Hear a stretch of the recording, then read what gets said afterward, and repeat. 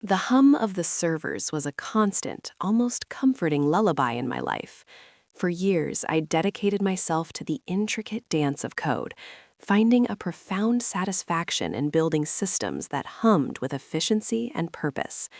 My name is Alara Vance, and at Omnicorp, a tech giant known for its ambitious projects, I was a lead architect, specializing in AI integration. It was a role I loved, a challenge I embraced with every fiber of my being. Our latest endeavor, codenamed Aurora, was not just another project, it was the crown jewel, a monumental AI-driven analytics platform poised to revolutionize enterprise data management. Valued at a staggering $100 million in potential contracts, Aurora was the company's future, and I was at the heart of its core demo module. The pressure was immense, a palpable weight that settled on everyone's shoulders, but it was also exhilarating. We were on the cusp of something truly groundbreaking. My team was a mix of brilliant minds and, well, others. There was Mark, a sharp but overly ambitious developer who always seemed to view collaboration as a competition. He was technically proficient, no doubt, but there was a hungry glint in his eye that always made me wary. Then there was Director Thompson, our department head. He was charming, charismatic, and a master of corporate politics. He had a way of making you feel valued while subtly pushing you to your limits. I'd always tried to keep my head down, focusing on the code, believing that merit would speak for itself. For months, the Aurora project consumed my life. Late nights blurred into early mornings, fueled by lukewarm coffee and an unwavering determination to perfect every line of code. I poured my expertise, my passion, my very soul into that system. The demo day loomed, a colossal milestone that would either launch Omnicorp into a new era or leave it floundering. The tension in the office was thick enough to cut with a knife. Every bug fix, every minor adjustment felt like defusing a bomb. Finally, the day arrived. The grand auditorium buzzed with an electric energy. High-profile investors, potential clients, and the entire senior leadership team, including our CEO, filled the seats. I stood backstage, a knot of nerves twisting in my stomach, yet also brimming with a quiet pride. My code, my system, was about to be unveiled to the world. Director Thompson gave a polished, inspiring introduction, his voice resonating through the speakers. Then it was time. Mark, who was presenting the initial user interface, started the demo. The Aurora platform materialized on the colossal screen, sleek and responsive. The initial phases went flawlessly, showcasing its intuitive design and powerful data visualization capabilities. A ripple of impressed murmurs spread through the audience. I allowed myself a small, hopeful smile. We were doing it. Then, as Mark transitioned to the core analytics module, the part I had primarily designed, a flicker, a momentary lag. My heart hitched. It was barely perceptible, but I felt it, a discordant note in the symphony of code. Before I could even register what was happening, the screen froze. The sleek interface dissolved into a cascade of cryptic error messages, a horrifying torrent of red text against a black background. The hum of the projector seemed to falter, replaced by a deafening silence in the room. Panic, cold and sharp, pierced through me. My mind raced, trying to comprehend the impossible. This couldn't be happening. Mark, pale and rigid, frantically typed on the keyboard, but the system was dead. The $100 million deal, the countless hours, the hopes, all crashing down in a spectacular digital meltdown. The CEO, his face a mask of disbelief, slowly rose from his seat. The dream was shattered. Within minutes, I was summoned to a small, windowless conference room. Director Thompson was there, his usual charming demeanor replaced by a strained, almost accusatory expression. HR was present, a grim-faced woman named Mrs. Davies, along with Mr. Henderson from legal. The air was thick with unspoken blame. "Alara," Thompson began, his voice surprisingly calm, "can you explain what happened? We're seeing a critical failure in the core analytics module. Your module." I don't understand," I stammered, my voice trembling. "I extensively tested that module. It was stable. There must be an external factor, a network issue, a server overload." Thompson cut me off, his gaze hardening. "Our initial diagnostics suggest a recent, unapproved commit to the main branch, a commit made by you, Alara, just hours before the demo." My blood ran cold. "That's impossible. My last commit was yesterday afternoon, a minor UI tweak. I ran all pre-demo checks. Everything was green." Mrs. Davies slid a tablet across the table. On the screen was a commit history, timestamped just 2 hours before the demo. It showed my user ID, alara.vance, as the author of a commit labeled Critical System Update, Bug Fixes. Below it, a changelog detailing a series of destructive modifications to the core module's primary functions. It was a fabrication, a blatant lie, but there it was, staring me in the face, undeniable evidence in their eyes. "We've also found evidence of you bypassing standard protocol for this update," Mr. Henderson added, his tone devoid of sympathy. "No peer review, no staging environment deployment, straight to production." My mind reeled. They were framing me, actively, maliciously framing me. The betrayal hit me with the force of a physical blow. The humiliation, the injustice, the sheer audacity of it all. I felt a surge of adrenaline, quickly followed by a crushing despair. My access to the company network was revoked on the spot. I was placed on immediate administrative leave, escorted out of the building like a criminal.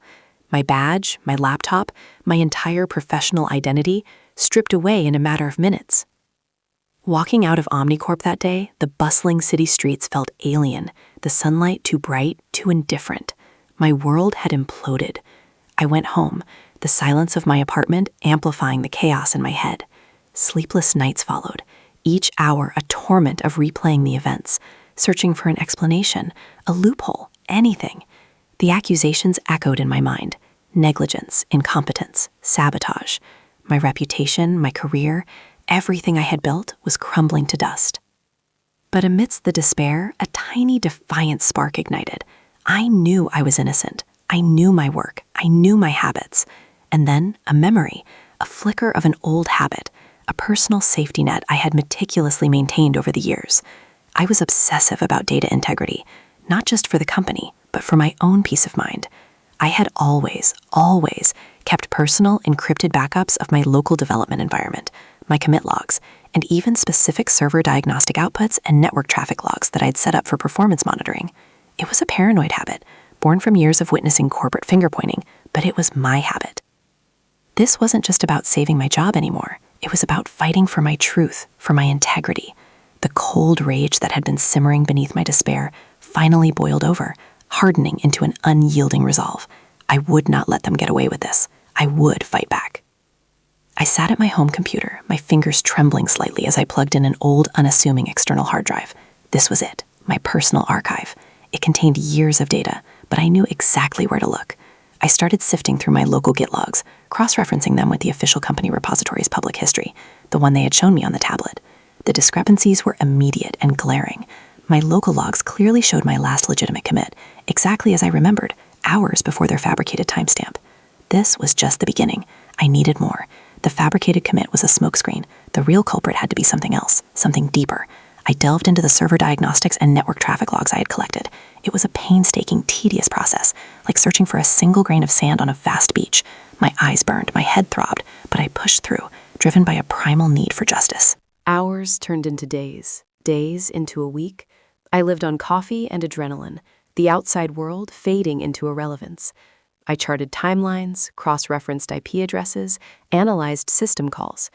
The picture that slowly emerged was far more sinister than I had initially imagined. This wasn't just a simple mistake or a convenient scapegoat. It was a deliberate, calculated act of sabotage. My logs revealed a specific sequence of events. Approximately 90 minutes before the demo, a rogue script was executed on the main demo server. This script wasn't part of any official deployment. It initiated a series of destructive commands, targeting the very core functionalities of the Aurora module. Crucially, the execution was traced back to a specific internal IP address, Mark's workstation. But Mark alone couldn't have done it. The script required elevated administrative privileges to execute on the production server. My logs, meticulously capturing all system interactions, showed an admin override initiated from Director Thompson's credentials just moments before Mark's script ran. It wasn't a bug, it was a planned attack. Mark executed the payload, and Thompson provided the key. The motive became chillingly clear. Mark, with his thinly veiled ambition, likely wanted my position, or at least to eliminate a rival. Thompson, the corporate puppet master, probably saw an opportunity to consolidate power, perhaps bringing in his own people, or using me as a convenient fall guy to mask deeper systemic issues he might have been responsible for. The $100 million crash was a disaster, but for them, it was also an opportunity. I meticulously compiled my evidence, A detailed timeline, screenshots of my pristine local logs, network traffic captures showing the unauthorized script execution, the admin login from Thompson's credentials, and a side-by-side comparison with the doctored company records, highlighting every single alteration and omission. I even found evidence of attempts to wipe the server logs after the crash, an act of desperation that only confirmed their guilt. My personal logs, however, had captured everything before the wipe could be completed. I worked in secret, not breathing a word to anyone. The fear of being discovered, of my evidence being destroyed, was a constant companion. I knew I had one shot, and I had to make it count. Once my case was watertight, I sent a concise, formal email to Miss Davies in HR and Mr. Henderson in legal. It was polite but firm, stating that I had uncovered irrefutable evidence proving my innocence and identifying the true perpetrators of the Aurora demo crash. I requested an immediate formal review meeting, emphasizing the gravity of my findings. They agreed, probably confident that I was grasping at straws, perhaps expecting me to offer a desperate plea for leniency. They set the meeting for the following Tuesday. The wait was agonizing, each day a slow torture, but I used it to refine my presentation, rehearsing every word, anticipating every possible counterargument. Tuesday arrived. I walked into the same conference room, but this time I felt a steely calm.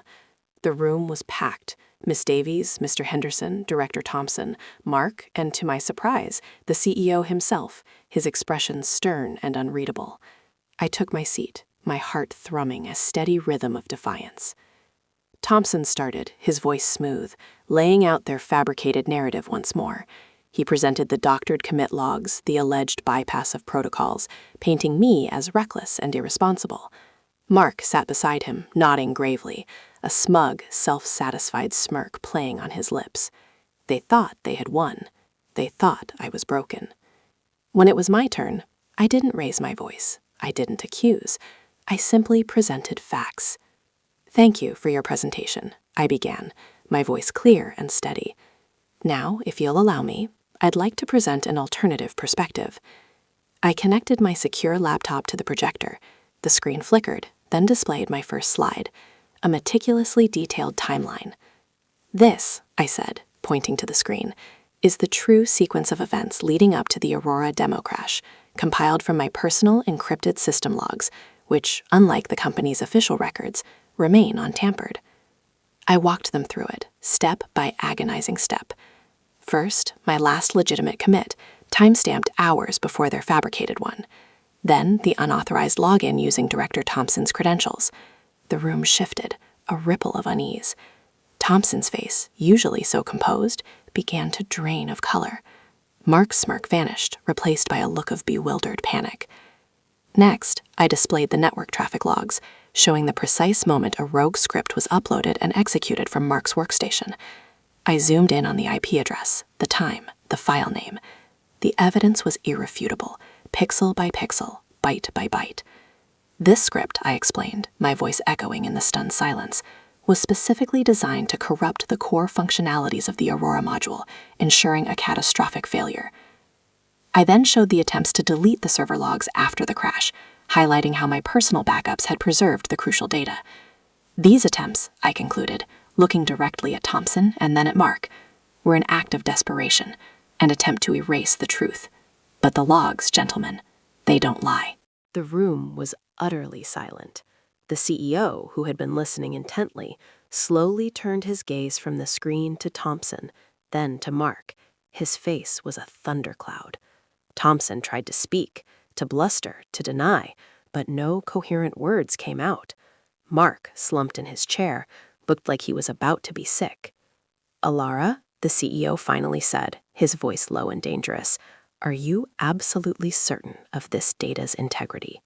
"Absolutely, sir," I replied, my gaze unwavering. "Every byte is verifiable, every timestamp authenticated.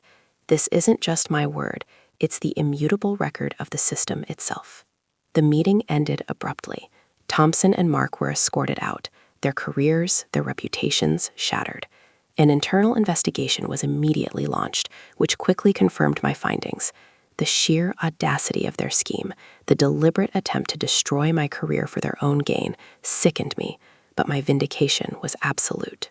Within a week, an official apology was issued, I was reinstated, my access restored, and offered not only a significant raise, but also a promotion to a newly created position overseeing system integrity.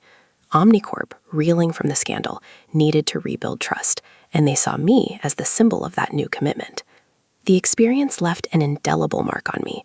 The betrayal was a deep wound, but the fight for my truth had forged a new strength within me.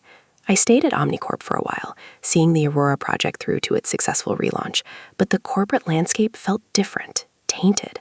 I realized that my passion for creation needed an environment of genuine integrity, not just one that valued it when it was convenient. Eventually, I left Omnicorp. I found a new path, one where my skills were valued and my trust was respected. The incident taught me a profound lesson.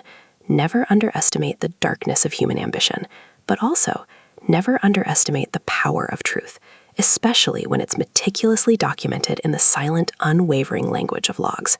My personal safety net had become my corporate checkmate, and I wouldn't have had it any other way.